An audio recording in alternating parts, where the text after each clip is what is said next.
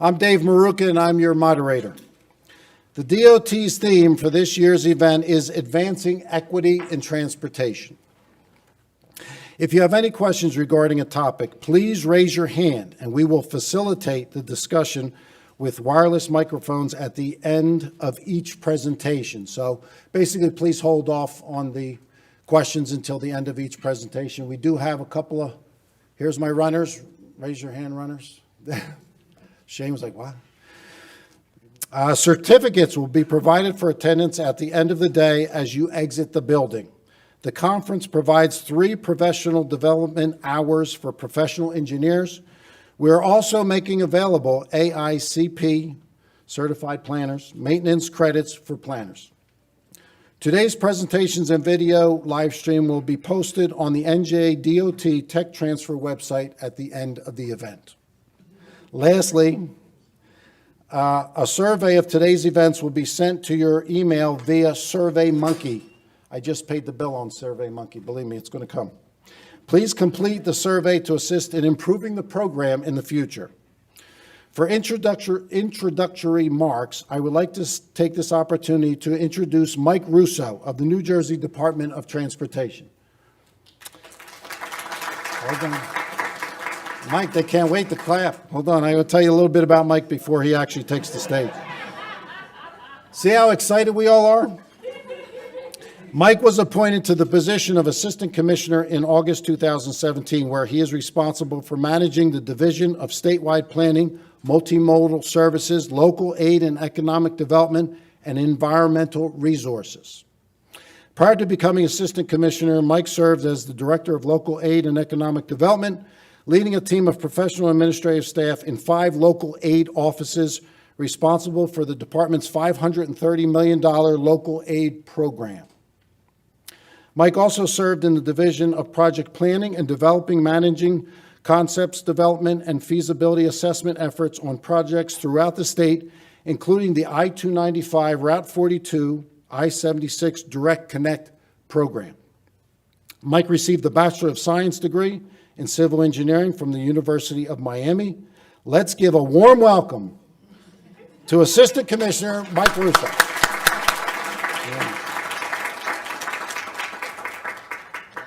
Yes, sir. Sorry about that. Good morning, everybody. This is great to see a full room. Good morning and welcome to NJDOT's 24th Annual Research Showcase.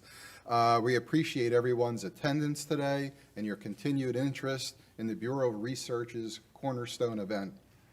Your virtual participation in 2020 and 2021 demonstrated our ability to pivot and continue to successfully host this event during the pandemic with even greater attendance than we had previously.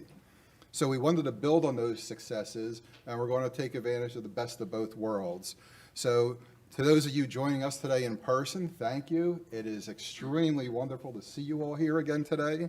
And for those of you joining us through our live stream, thank you for taking the time to log on today. The theme of this year's showcase is Advancing Equity in Transportation. So throughout the day today, you will learn of examples of how research continues to create opportunities and improve the quality of life in the areas of infrastructure, safety, mobility, and equity. We have an exciting agenda for you today. Today's keynote speaker is Mr. Keith Benjamin, Associate Administrator for Highway Policy and External Affairs for the Federal Highway Administration at USDOT. Thank you, Mr. Benjamin, for taking the time to join us today, and thank you for bringing your son Kingsley along as well. I hope he'll enjoy today's event. Thank you for being here. We will also have a panel discussion on perspectives on advancing equity in transportation. That'll be moderated by Elkins Green, our Director of NJDOT's Environmental Resources. Good morning, Elkins. With 4 distinguished panelists. We have Veronica Murphy, Director's Office, NJDOT Division of Local Aid and Economic Development. We have Krishna Murthy, President of Easy Ride.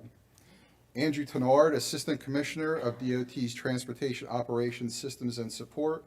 And Byron Nicholas, Supervising Transportation Planner, Hudson County Engineering Department. Thank you. Good morning. Having become somewhat of a tradition, today's program will also include the presentation of several research awards. That'll be done later this morning. And there will be time later in the program to take in our poster sessions, as well as afternoon breakout sessions in safety, infrastructure, and equity and mobility. I would like to take this time for a few acknowledgments. First, I want to acknowledge our research partners and express my gratitude for the value they bring to NJDOT's research program.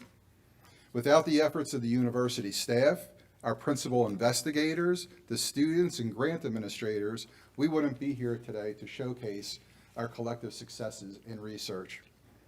I would like to thank Assistant Commissioner Andrew Tenard and Acting Assistant Commissioner Parth Oza for taking the time to attend today's event. And thank you to FHWA Assistant Division Administrator Valeria Remizova and your dedicated staff at the New Jersey Division of FHWA for not only continuing to sponsor this event, but for your personal support of this event and many other NJDOT initiatives as well. Thank you. And lastly, I would like to thank Amanda Gendek and the Bureau of Research staff. Under Amanda's leadership, the Bureau of Research's programs, including this showcase and the NJ Stick, continue to grow and continue to excel. Thank you, Amanda. Today's showcase theme, Advancing Equity in Transportation, is consistent with one of the current goals of USDOT's strategic plan to reduce inequities across our transportation systems. And it is worth noting that NJDOT has been and continues to be a leader in institutionalizing equity in its programs and projects. A few examples. In 2020, our Division of Local Aid and Economic Development introduced equity considerations into its Transportation Alternatives Grant Program by awarding points to those projects that demonstrated a benefit to communities with minority, low-income, limited English proficiency, and disabled populations. Similarly, our New Jersey 2020 Strategic Highway Safety Plan recognized the need to create an equitably safe transportation network. The Strategic Highway Safety Plan established equity as one of its 7 emphasis areas and created an equity emphasis area team to consider traditionally underserved communities in the development of our safety strategies and our safety investments. You will also hear from Assistant Commissioner Andrew Tenard about the innovative Trenton Moves project and a partnership between the Governor's Office, NJDOT, Princeton University, and the City of Trenton to establish an autonomous vehicle-based urban transit system within the City of Trenton to promote transportation equity and mobility in a city where 70% of the households have only one car or no cars at all. And Acting Assistant Commissioner Parth Oza will elaborate further on the commitment that NJDOT has made to equity and continues to make to equity. So, without any further delay, I would like to introduce, and it's my pleasure to introduce, Acting Assistant Commissioner Mr. Parth Oza. Thank you.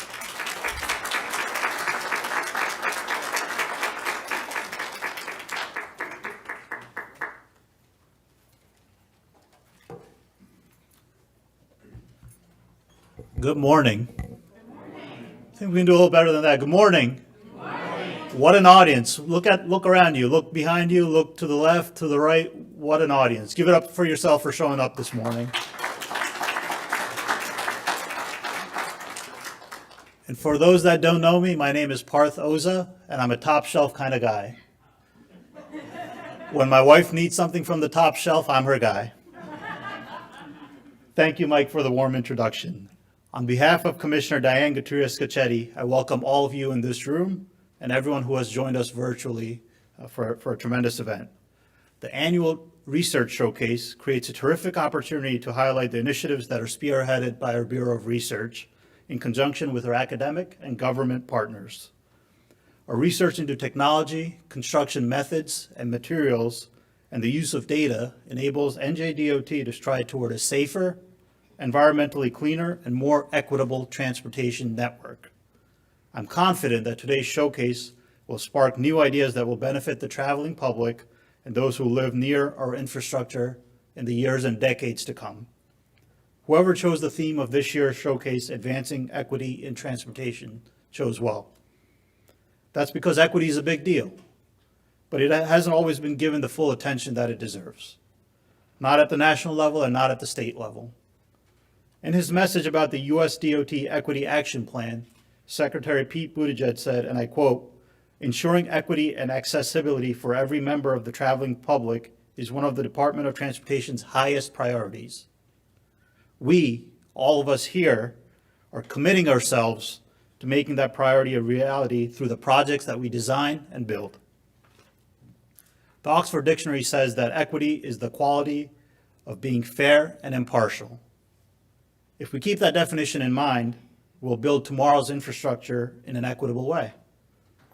So what does equity look like in transportation? The Equity Action Plan provides a roadmap. One part of the plan talks about the power of community.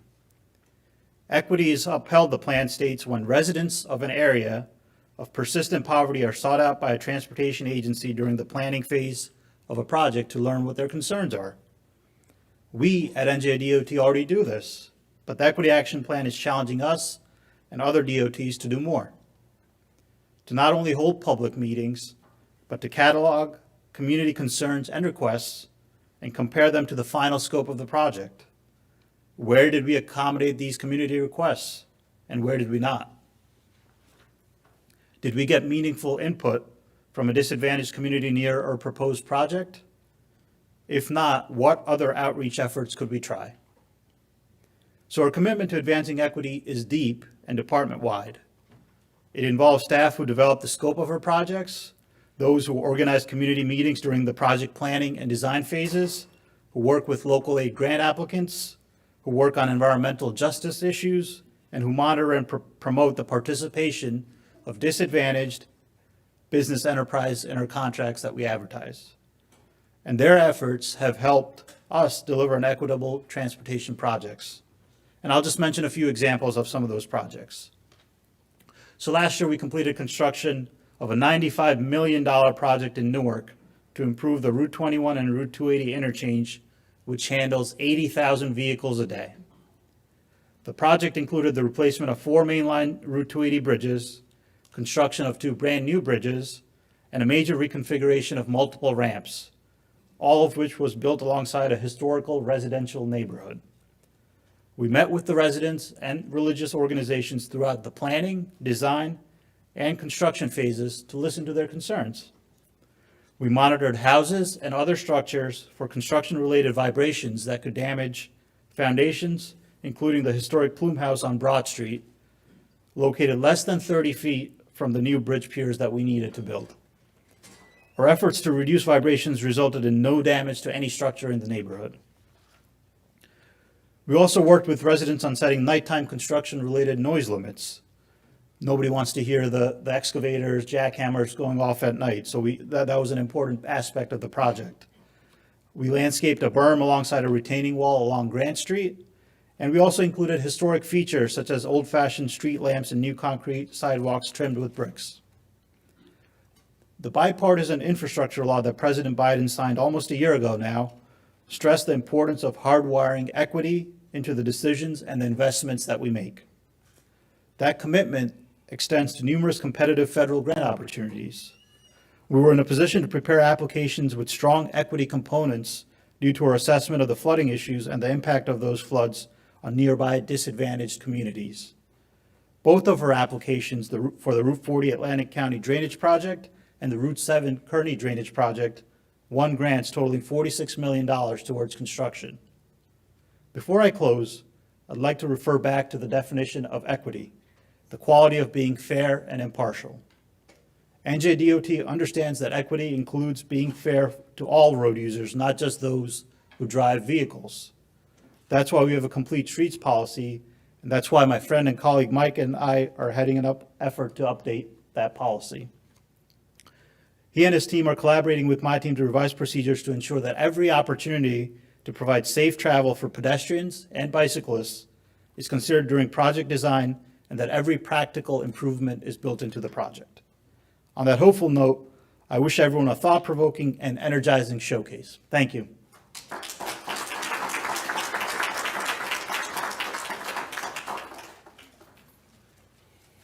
Thank you, Mr. Oza.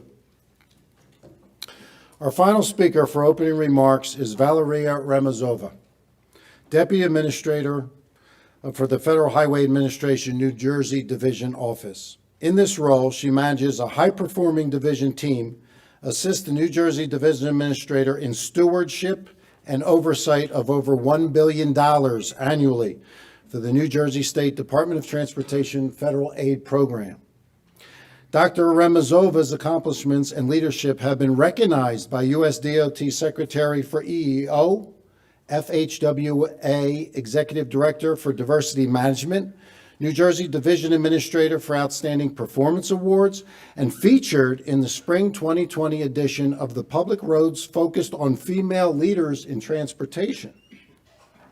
Prior to FHWA, Valeria worked as a design-build engineer in charge of the New York City Department of Transportation, where she led a successful delivery of the first in New York City $70 million design-build project, implemented FHWA East River Bridges Preventative Maintenance Program, and contributed extraordinary effort in the aftermath of the September 11, 2001 terrorist attack.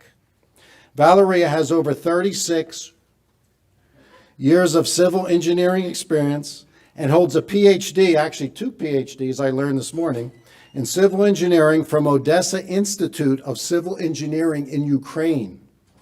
Please give a warm welcome to Valeria Remazova.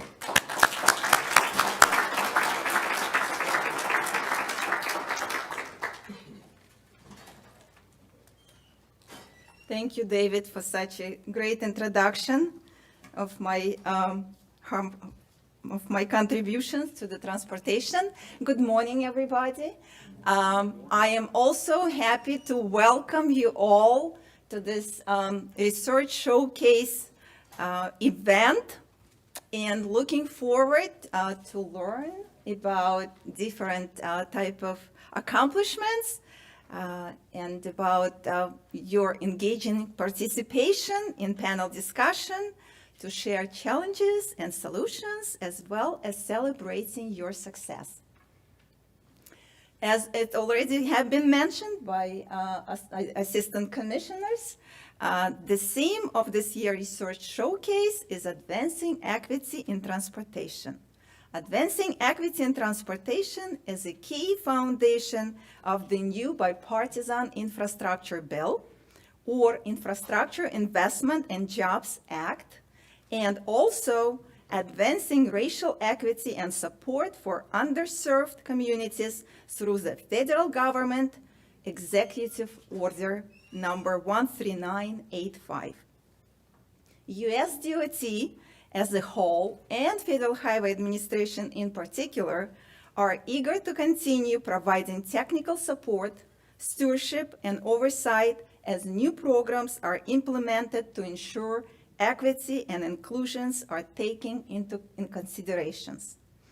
Federal Highway Administration New Jersey Division continues to support and provide technical assistance to our NJDOT, academic partners, metropolitan planning organizations, and local partners in exploring new research initiatives to advance transportation innovation and technology transfer activities. With my opening remarks, I am thrilled to recognize and congratulate NJDOT on receiving, and this is a mouthful announcement, receiving a Federal Highway Administration Office of Transportation Workforce Development and Technology Deployment, AASHTO, and Transportation Officials Innovative Initiative 2022 New Jersey State Transportation Innovative Council Excellence Award. Congratulations to you. This is, as a matter of fact, yet second time NJDOT receives this award. I would like to congratulate personally Assistant Commissioner Mike Russa for his leadership, Amanda Jendick for her program management and her team and everyone else who contributed in receiving this award. This is a very competitive, nationwide competitive award, and I am so happy to see that you got it. You did it. Congratulations. I also would like to recognize some of other NJDOT research funded by SPNR Part 2 program initiatives. Some of them are Newark Light Rail Region Destination and Intermodal Choice Study. The study includes a New Jersey Transit Newark Light Rail Line customer survey. The survey goal is to better understand travel partners and social travel patterns and socioeconomic characteristics of drivers exiting I-280 in Newark to improve intermodal travel and access options for all users. Another example is understanding the transportation mobility needs for an aging New Jersey population research goal is to present recommendations for enhancing the transportation mobility of older adults in New Jersey with a focus on service delivery systems, partnerships, funding mechanisms, and pilot programs. I also would like to recognize our MPO partners. DVRPC, or Delaware Valley Regional Planning Commission, Equity Through Access 2020 Gaps and Bridges Update. This is an outline of issues and needs that vulnerable populations face in accessing essential services in the DVRPC region. This document also provides research information on best practices for accessibility and feedback from stakeholders during the project outreach process. Another DVRPC Indicators of Potential Disadvantage Equity Analysis tool uses census tract level population data to identify communities of concern under Title VI of Civil Rights Act and Environmental Justice. North Jersey Transportation Planning Authority planning equity practices were recently highlighted by the Federal Highway Administration Transportation Planning Capacity Building Group as the best practices in the field, such as Title VI Implementation Plan, On Air, and Up Next initiatives, and the project authorization process. And the last but not least accomplishment I would like to mention is NJTPA Equity Resources Research Initiative includes the equity analysis tool to help subregions and partners quickly understand where there are protected populations in a 13-county region. This data can be used to analyze and measure the benefits and disadvantages of transportation investments in protected population subregions.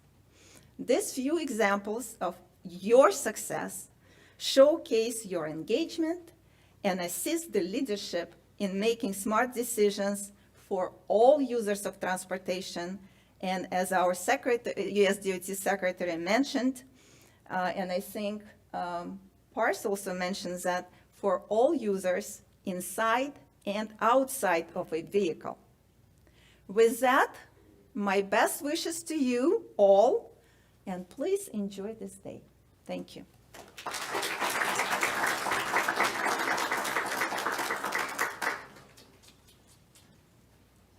Thank you, Valeria. Okay, in the interest of time, we're going to try to get back on track.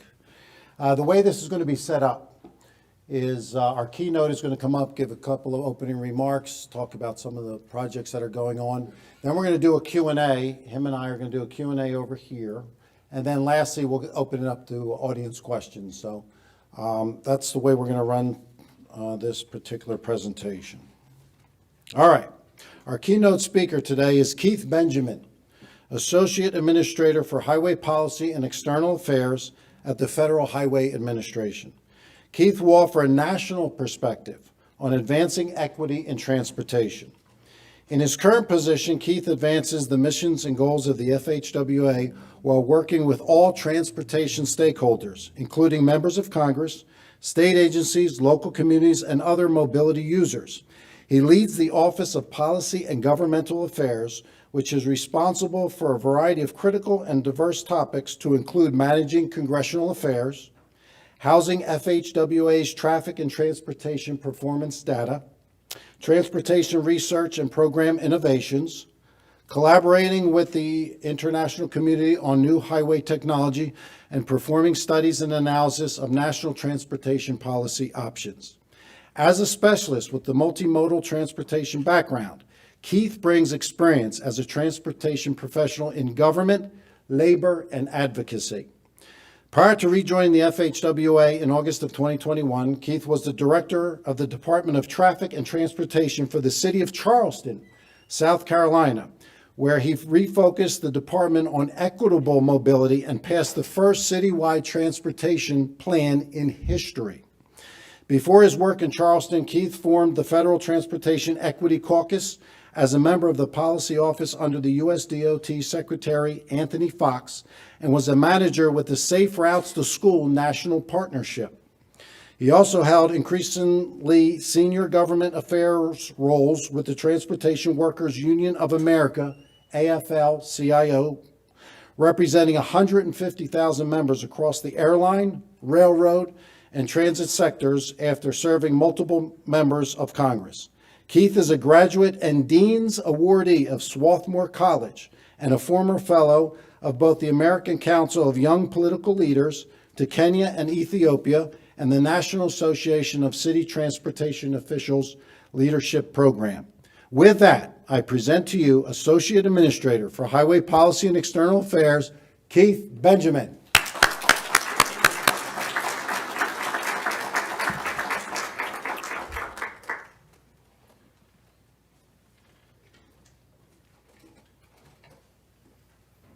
Hey, everybody. Good to see folk here, and good morning to everybody. Again, my name is Keith Benjamin, and it's so wonderful to be here at the 24th Annual New Jersey Research Showcase. Many thanks to the planning team, to the assistant commissioners who are here, and also to David Amen, who made the call asking for either of the two New Jersey folk at Federal Highways to come through. Our acting administrator, Stephanie Pollock, couldn't be here with us, but she was born and raised in New Jersey, and gives her hellos to you as well. I myself am from New Jersey, stone's throw away in South Brunswick. My mother is here, and my 5-year-old son, Kingsley, this is his school day today, so y'all make sure he learns a lot while he's here. So just glad to be here, glad to be able to be back home. Route 1 was our major route. We would get to church, get to school, get to health facilities and otherwise. So a lot of memories over the last 48 hours. Currently in my capacity as Associate Administrator for Policy and External Affairs at Federal Highways, I have the privilege of serving as part of the U.S. DOT team as we work to bring the impacts of the President's bipartisan infrastructure law to the American people. Having, as was mentioned previously, served as Director of Transportation in the city of Charleston, South Carolina, and also a member of both our transit and airport boards, I saw firsthand how critical it would be to have a historic piece of legislation that would implement on the ground ways in which we could see equity, resiliency, and safety prioritized for our communities, not just for today, but for years to come.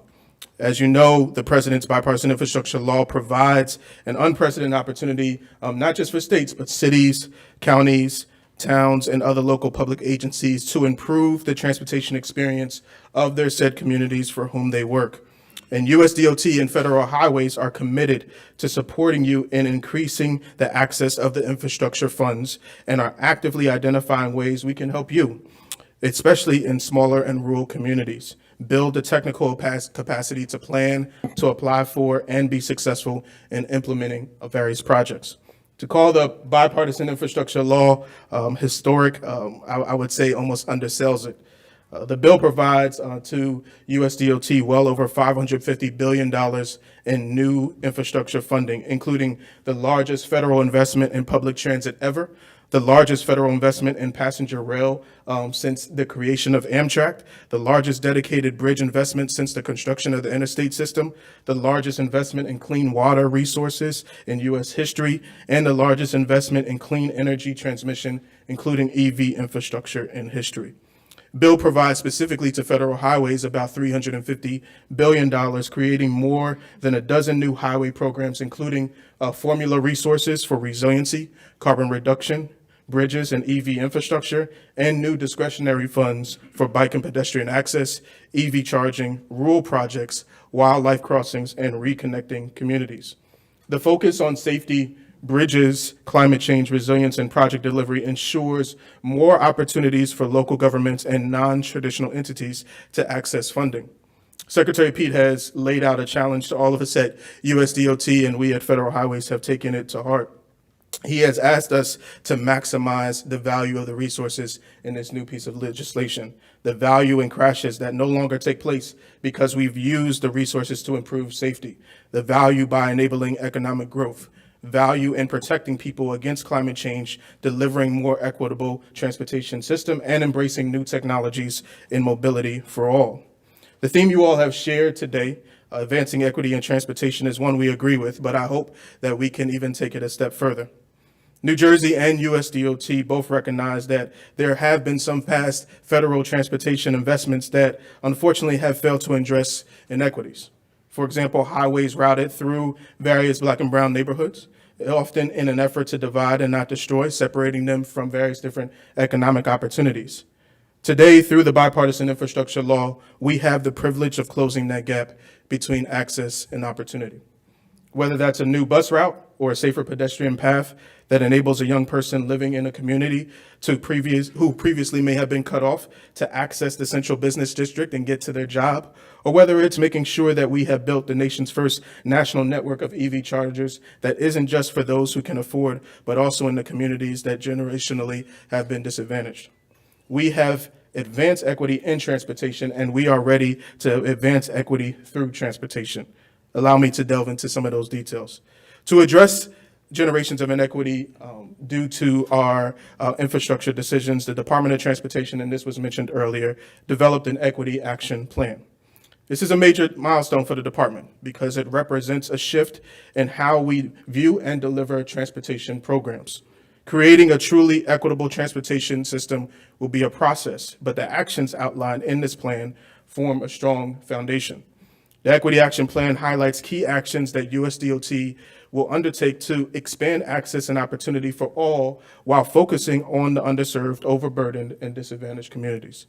One of the main ways USDOT is working to prioritize equity is around opening opportunities for what our secretary has called wealth creation. The bipartisan infrastructure law is investing hundreds of billions of dollars in advancing projects that meet local needs, and with a focus on equity, we can ensure the investment has a chance to go to women, minority, and veteran-owned businesses. But that takes work up front to help some of those DBEs reach the scale they need to partner on these massive projects. Well, we're doing that work, including providing technical assistance to small disadvantaged businesses to assist as they navigate the USDOT contracting process, gain awareness of upcoming contract opportunities, and enhance their core competencies and skills, enabling them to more effectively compete for USDOT contracting opportunities and build wealth.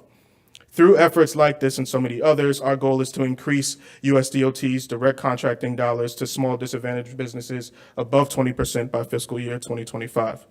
And that's not the only place that USDOT is providing targeted assistance. We are working in the areas of planning, project development, grant applications, and project delivery to ensure that the transportation investments and benefits support underserved and overburdened communities. Through our Reconnecting Communities program, the department recently established a DOT Navigator, which is a resource to help communities understand the best way to apply for grants and how to deliver infrastructure projects and services. Now, one thought just on Justice 40 for those that may not be familiar with that concept.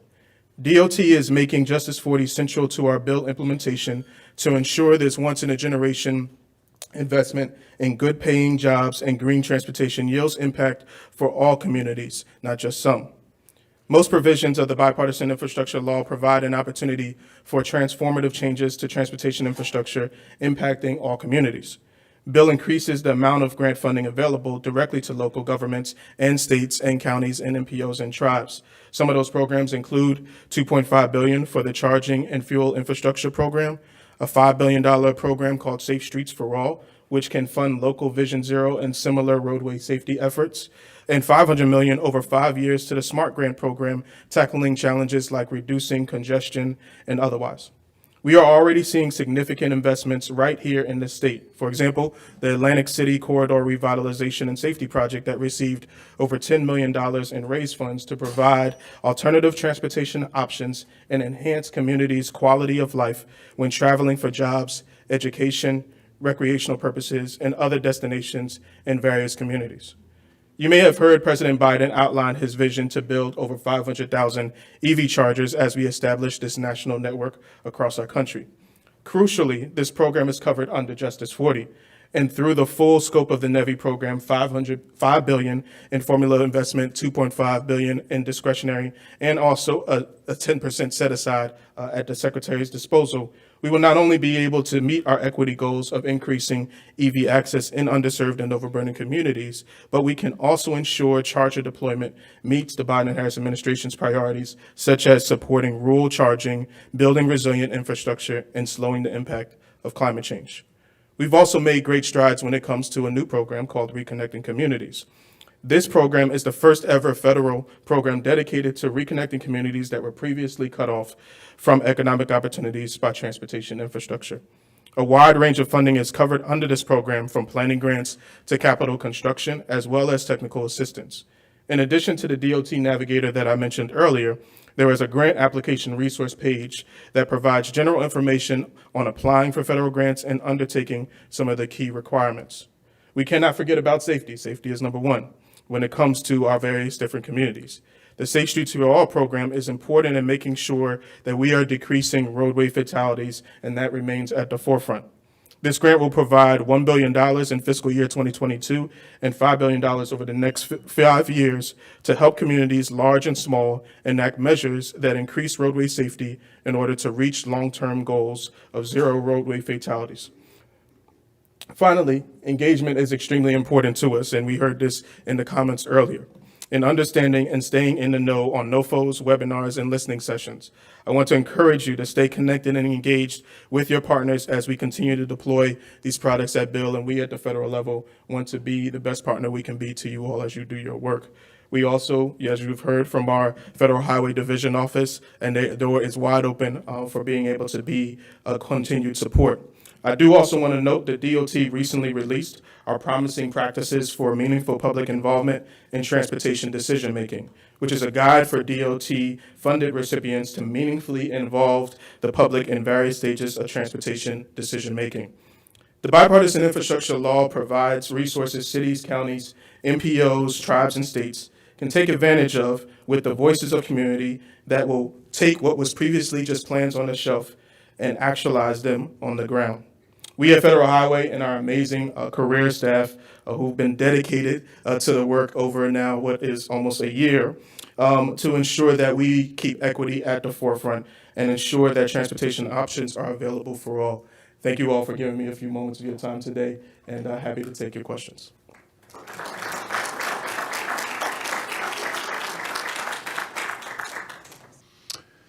I have 11 questions. Like I said, there's a couple I want to get to. And I said it for 10:15 because I want everybody, also, I want to open it up to the audience too. If you have questions, by all means, we want you to engage. Keith also, he came here and certainly would like to hear what you have to say also. All right, let's get going.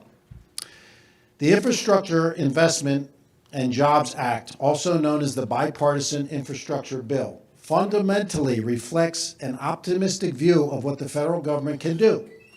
It takes aim at the big challenges the nation faces in the realms of decarbonization, infrastructure investment, safety, resilience, equity, and multimodal accessibility.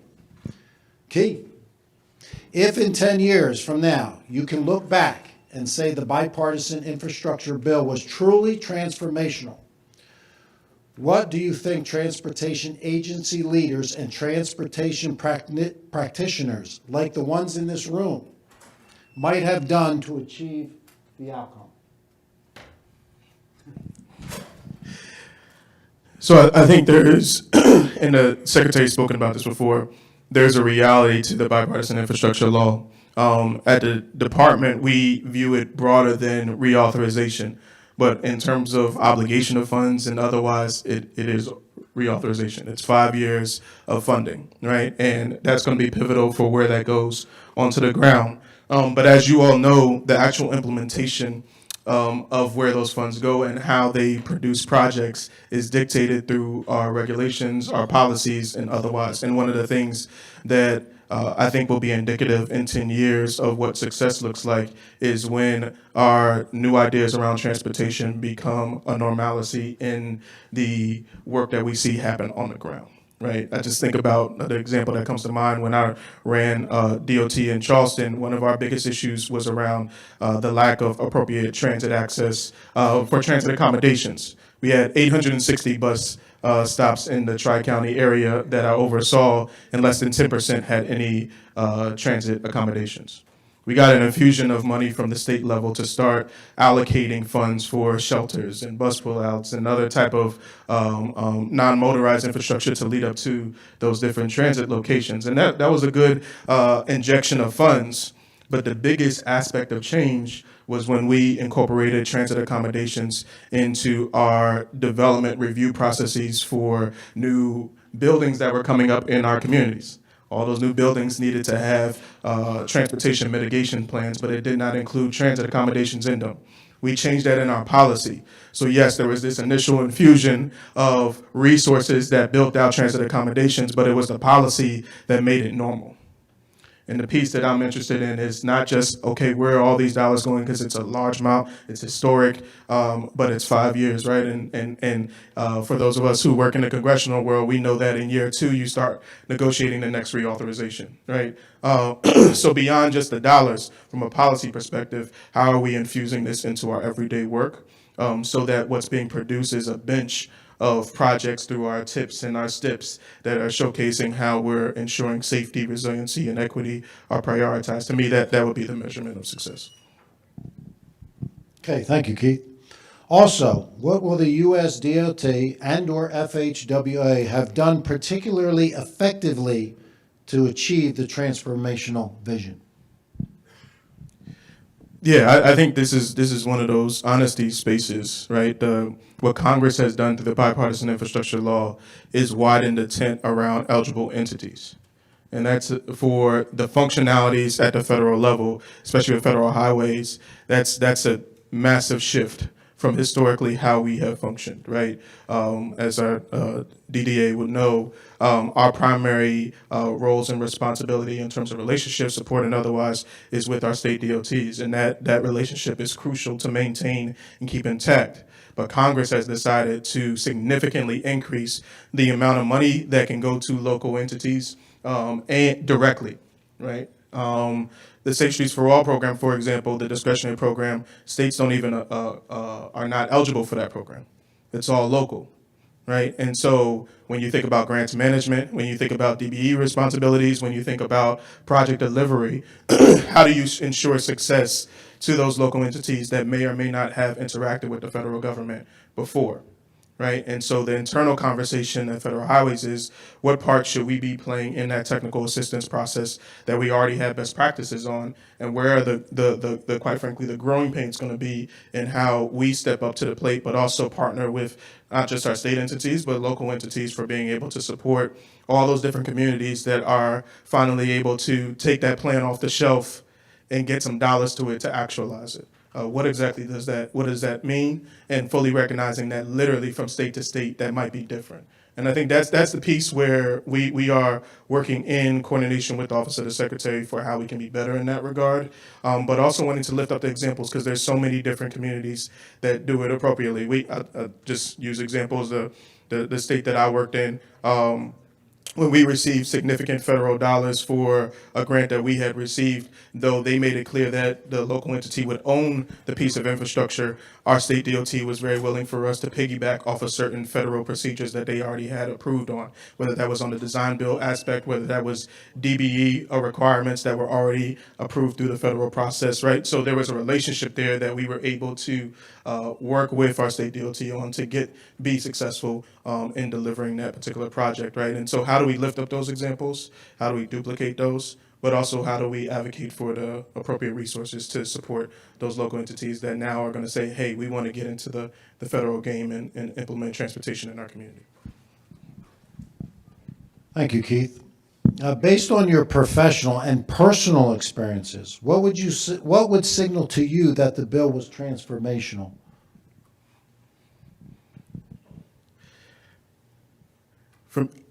It's real simple for me. It's somebody being able to cross the street safely.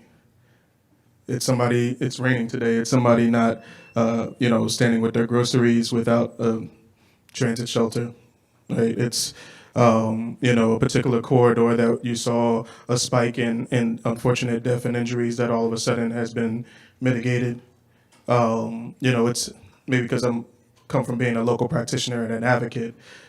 It's really that kind of tangible aspect of success more so than what might be measurable on a paper. I think that's the piece that is indicative of a community that has for so long been just asking for something as simple as their streets being repaved, all of a sudden not having to have that ask anymore, right? Like it's very practical to me, more so than kind of a 30,000-foot level. Thank you. How will the FHWA prioritize equity considerations in overall guidance and planning and project selection? Can you speak a little bit about the disadvantaged communities mapping tool that has been put into place to prioritize projects in alignment with the Justice 40 initiative? Yeah, so two questions there. So in terms of the prioritizing of equity, one of the things that we've been adamant about, both in our formula guidance, but also in the NOFOs that we've released, is being clear about our definitions around equity, around safety, and around resiliency.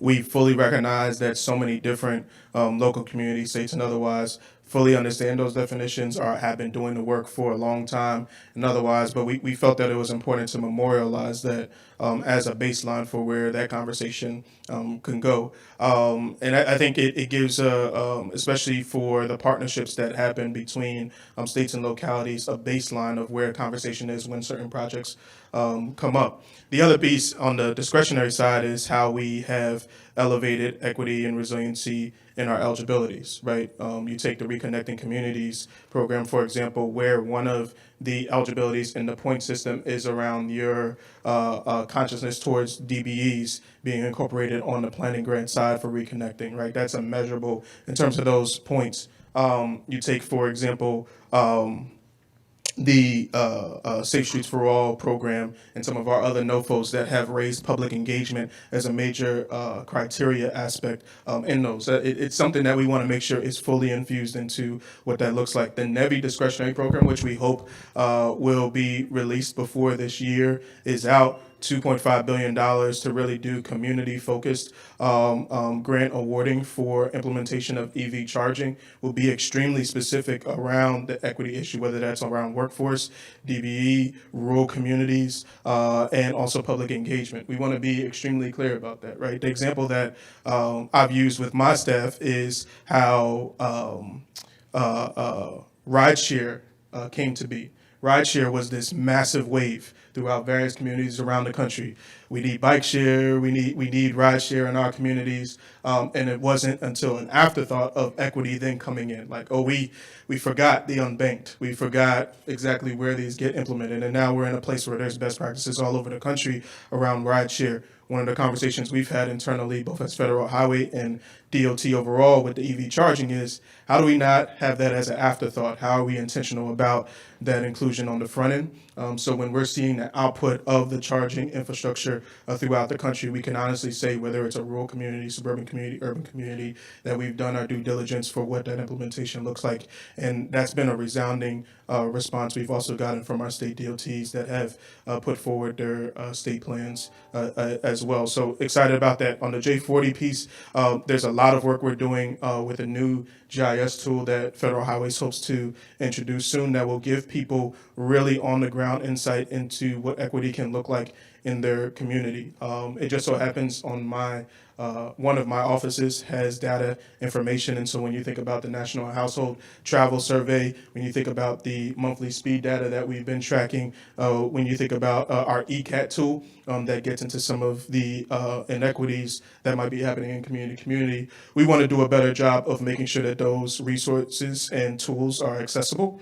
And don't just sit on the shelf, especially for entities that may not have $50,000, $100,000, $200,000 for professional services. Sorry for professional service folk in here, but don't have those type of resources to say, hey, we need you to build something. How can Federal Highway step in and say, hey, we actually have something that's free, that's easily accessible, gets to your needs, that you can use to build out the narrative you need for getting the resources you want to have.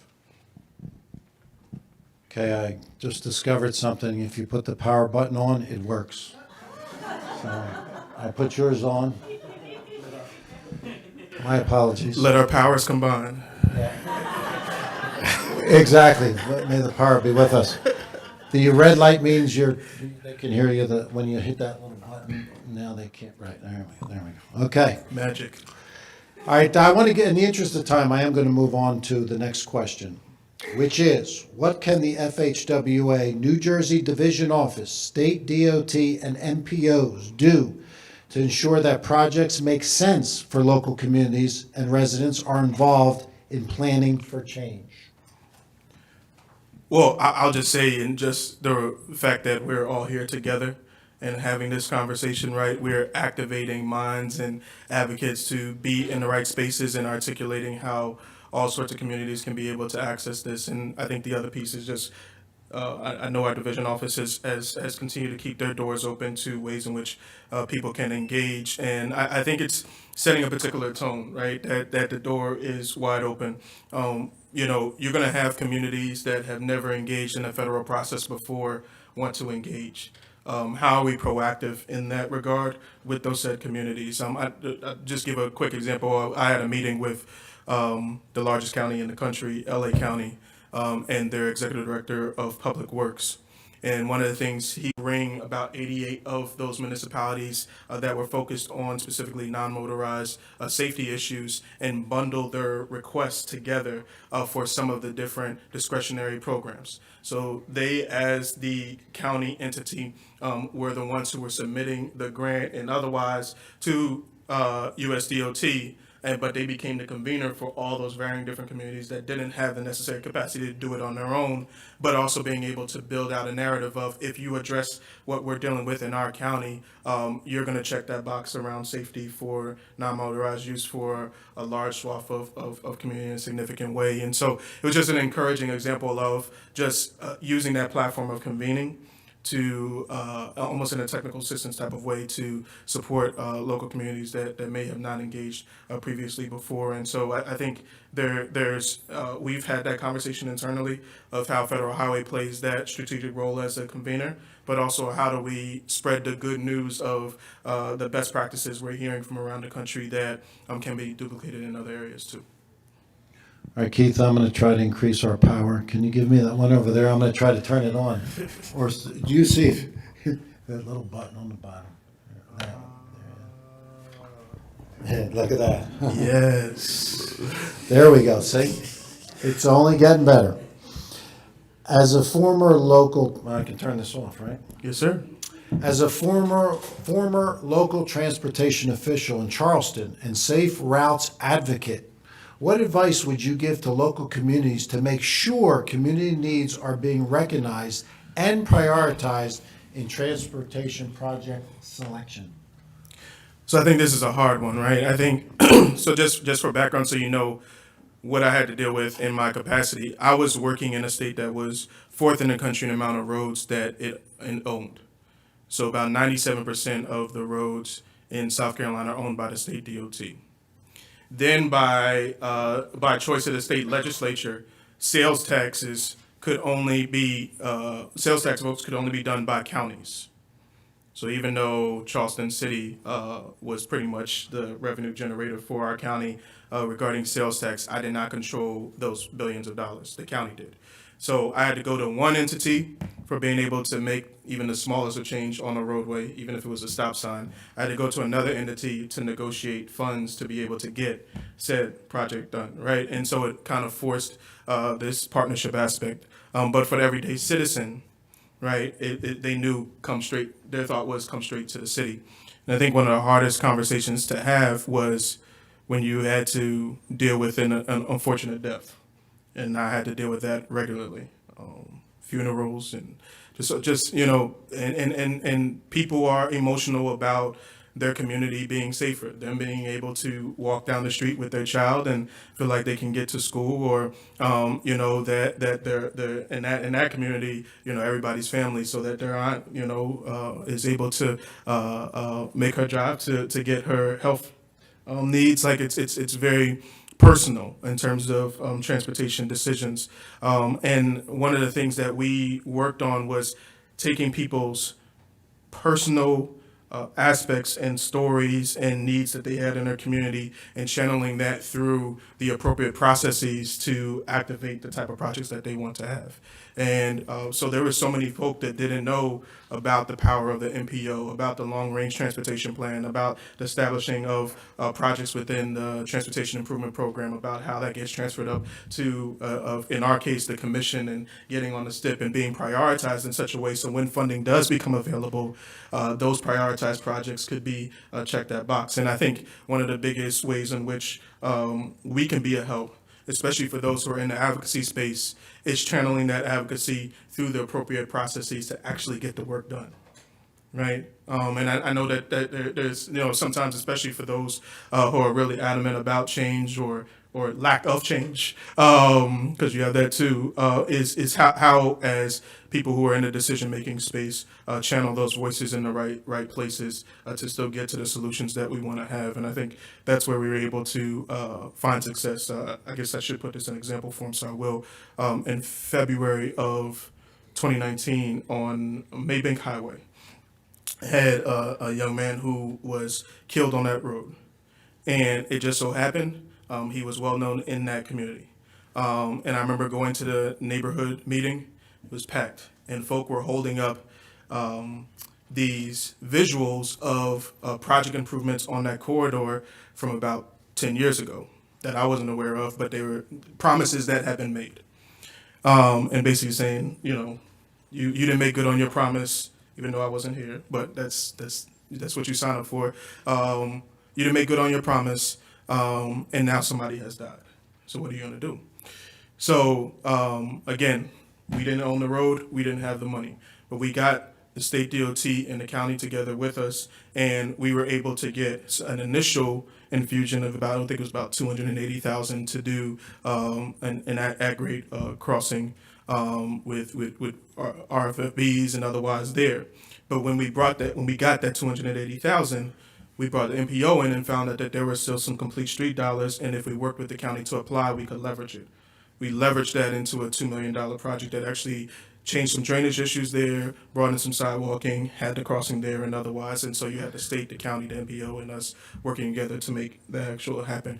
Unfortunately, it was a death that triggered that partnership, and that's not the best way always to move. But I think it's indicative of like channeling that advocacy through a process to still get to a solution point instead of pushing off like you're just a loud voice. How do you channel that to a way that actually gets to a solution that we need? Okay, thank you. That was very good.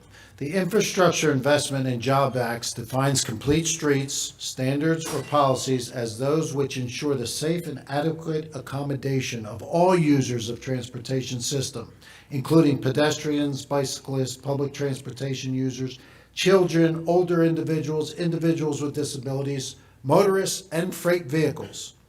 The law includes important changes to formula program eligibilities that will enable additional investment in complete streets and networks to enhance safety and accessibility for all. Can you explain some of these changes? Yeah, it's really exciting, some of those changes there. As we know, formula funding is specific dollars that go to the state DOT, and it's at their discretion for how that's disposed in their particular state. That's how Congress set that tone, and we adhere to that. But what Congress did do through the bipartisan infrastructure law and some of the formula programs is highlight ways that local communities can have greater access to some of those dollars. Of the $350 billion that has been given to federal highways to dole out through both formula and discretionary, for every dollar of that, $8 is to formula. And so the vast majority of those funds are going to our states. And so there has been a conversation we've continued to have with local partners of if you're going to get to the solutions you want to seek, partnership with the state is going to be essential. And so just to put that in example form of where that is, you take the Bridge Formula Program, which over 5 years is about $27.5 billion. Congress put a provision in there that specifically asked for states to allocate at least 15% of those formula dollars to off-system bridges, locally owned city, county bridges. And so you have some states that have adhered to that 15%. You have some states that have gone as high as 35, 40%. It's different from state to state. But that's a provision that specifically is designed to make sure we're touching on the local side as well. You have our SDBG and HSIP programs that have the transportation alternatives piece in there, which most of us are familiar with because through MAP 21, which is 2 reauthorizations ago, they brought a whole bunch of different programs together, including Safe Routes to School, into the Transportation Alternatives Program, which previously was about $850 or so million, is now $1.4 billion per year. And one of the biggest changes in it, as some folk know, you previously were able to immediately make transfers out of the TAP program to various other different formula programs. Now there is a requirement for there to be a competitive process with that Transportation Alternatives Program, and at the discretion of the secretary, then give permission for transferability. And that's a big deal, right? That's saying, hey, we have this money for non-motorized use. We want that money to go to that particular initiative there. The other piece that I think is important, and Wesley here, my senior advisor, was extremely helpful on this, is how we elevate flex funding opportunities, especially when it comes to federal highway and FTA relationship, on being able to ensure that our transit projects are thinking about the public right-of-way too, and how we're incorporating all forms of transportation into it. So number of different ways that local entities can be partnering with our state entities and accessing those funds. So that's really exciting to be able to see. Okay, I'm going to skip over one question in the interest of time. Nice. I'm going to skip over one question in the interest of time and get to a question I think is important. Okay. To personalize this and why it's so important to you. And the question is, thinking about your personal history and identity, how do you believe your self-identity informs your thinking about transportation equity? So I think one of the things that I know I'm speaking to a lot of practitioners here is when I do interviews for positions, I always ask folk not why are you interested in the position or how did you get here, but I really like to know what was the passion hook that got them into transportation in the first place, right? And for me, not too far from here in Chester, Pennsylvania, was the hook for me. It was a small community, 4 square miles, that's bifurcated by I-95. There's a group of mothers who lived in some housing projects right off the highway that ended up coming together and suing the city, causing the city to go into receivership, and long story short, was able to have all of their affordable housing in the city completely revamped through 2 HUD programs.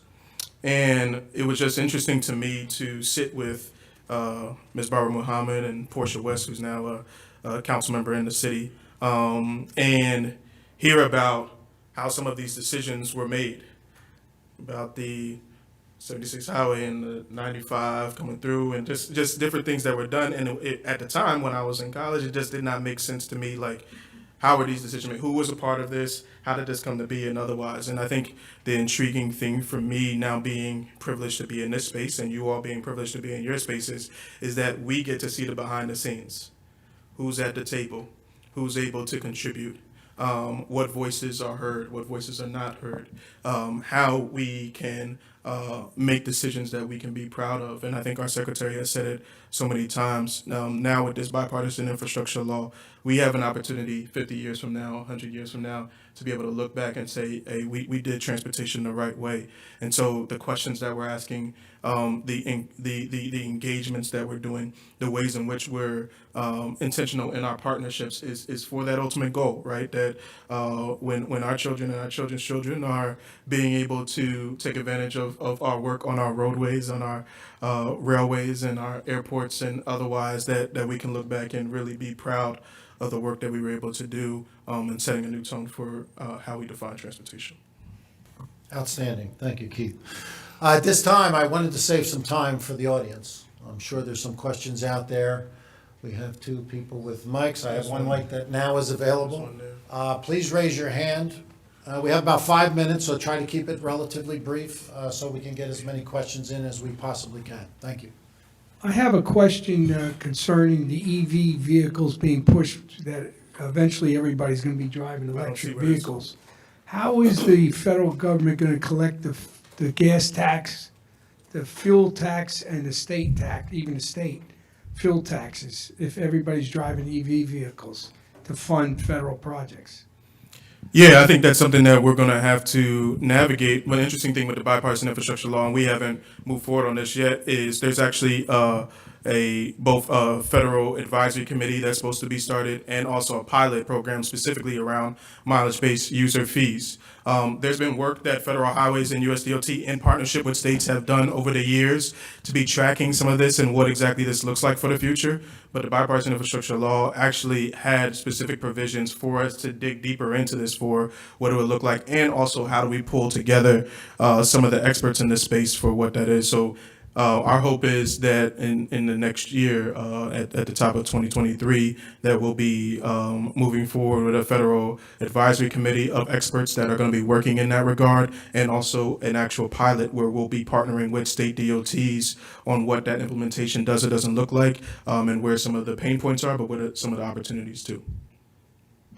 Okay, thank you. Sir, up here? Yes. Could you stand Yes. up, please? Yes, thank you. My name is Azhar Mahmood, and my question is that we need robust infrastructure. The reason why I'm asking is that from South Brunswick, I go to Jersey City. My college is there for teaching. I cannot afford turnpike, so I take local routes. So there are some areas, always construction is going on. Every 6 months, 1 year, there is a new construction. So why we don't, so it always causes traffic blocks, and I am always late from my class. So this is happening for the last 10 years. So there are some spots, consistently work is going on there. So once the infrastructure is built, it should stay for some long time, so it doesn't need more improvement continuous.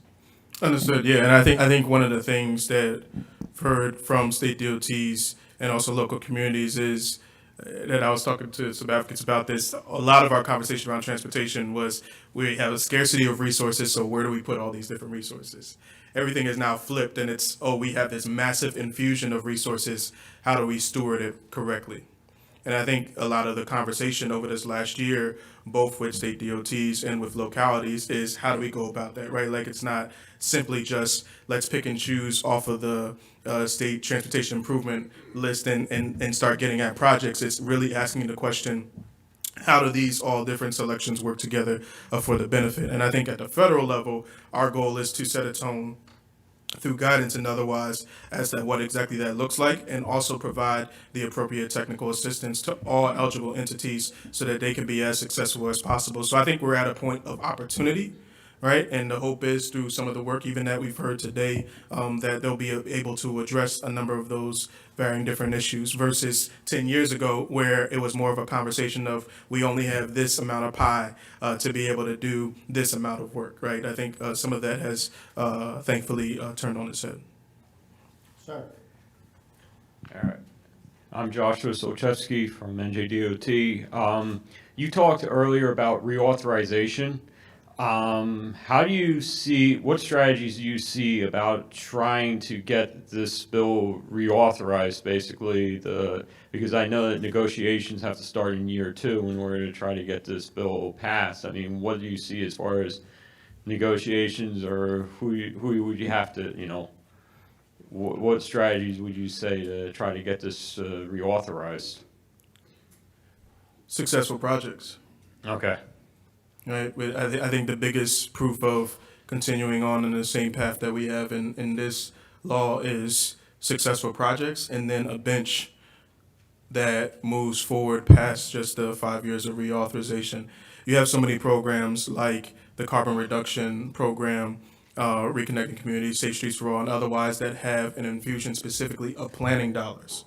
Right, that was an intentional there because you have so many different communities that they know they have a problem, they know they have something that they want to address. They may not know that first step. They may not know, hey, who do we need to include in the process for being able to get to a solution point. But them having a couple of planning dollars allows them to be ready for that next step of moving towards capital. We see that in the bridge improvement discretionary program, right? It's actually written into that NOFO. It's about 12.5 billion. That NOFO was split into 3 different sections: bridge planning, bridge large, which is bridge projects that are 100 million or more, and bridge not large, which are projects that are less than 100 million. In the NOFO, it's written that if you are an entity that is awarded a bridge planning grant, which we just announced about a week ago, you automatically qualify to apply to be considered for either bridge large or bridge not large. It's our way of saying that, hey, take this time to really understand what your community needs and what's going to be effective for being able to address the capacity or access issue that you might have. And we're going to recognize that work in that next round if you are ready for capital construction, right? And so I think the proof for being able to negotiate is the projects that come out of our varying different communities, as well as the bench of potential capital projects for the future. Thank you. Okay, last question. It's right there. Go ahead. Last one. You were talking earlier about a fatality and then them holding up the planning sign. How do we balance that planning versus projects? Like, we need to build a bench of projects, but we also don't want to be making too many promises about those, right? So how do you suggest we manage that? Yeah, I think that's where the collaboration between the state and local level comes into play, right? I think that the reason why I used that example was I was in a situation as neither the roadway owner or the one with the bag.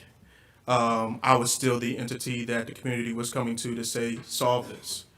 So we convened the right partners together to get on the same page about how we address the solution that's there, right? I think one of the things that has been interesting with dealing with local communities is it's been very consistent about the sometimes lack of understanding of the prioritization process for projects, the involvement of MPOs in that initiative, how that gets transferred up through various different voting capacities of TIPs and STIPs, and how that prioritization then deems where funding goes, right? And I think there's a part that we can play at the federal and state level of being able to bring folk into that fluency of what that looks like, right? So then when there is an opportunity for partnership between a state and local entity, we've already been having this conversation that this corridor, this area is a priority and we need to address it. And it's been more than a conversation. We've actually identified various areas that are necessary there to move forward with. We've done a road safety audit on this particular corridor, and we've already ascribed X amount of dollars to address what comes out of that, right? I think we have processes in place that allow us to be conveners and set priorities. I think it's a matter of how do we use those tools now with the amount of resources we have. Okay, thank you very much. In the interest of time, we're going to stop right there. I wish we could keep going, to be honest with you. I really enjoy the Q&A, to be very honest with you, and I'm sure you do also. I want to thank our keynote speaker, Keith Benjamin, for taking time out of his schedule to speak to us today. I appreciate that. Yeah, man. Thank you, sir. Thank you. And let's give him a big round of applause.